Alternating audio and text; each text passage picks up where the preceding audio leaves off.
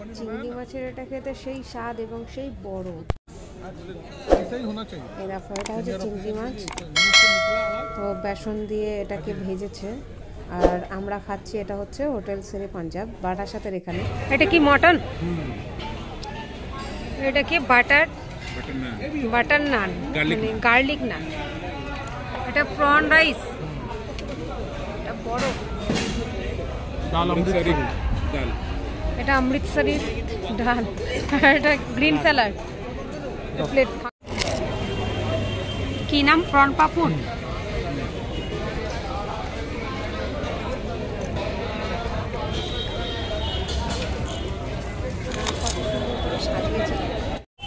আওয়াজের কারণে বাইরে আসলাম, ভাবলাম কোনো মন্ত্রীর গাড়ি টাড়ি হবে।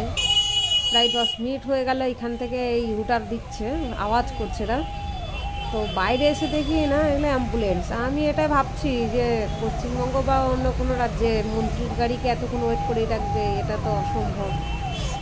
তো দুর্ভাগ্যের বিষয়, এটা সত্যি খুবই দুঃখজনক ব্যাপার যে অ্যাম্বুলেন্সকে আটকে রেখেছে অলমোস্ট 10 মিনিট।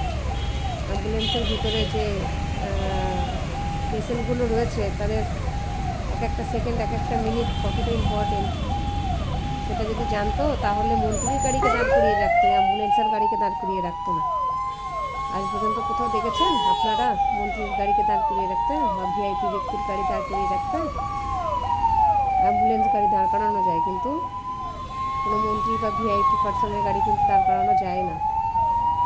তো এটা একটা অনেক অভিজ্ঞতা, খারাপ অভিজ্ঞতা অবশ্যই। ভালো লাগলো না দেখে, কষ্ট পেলাম।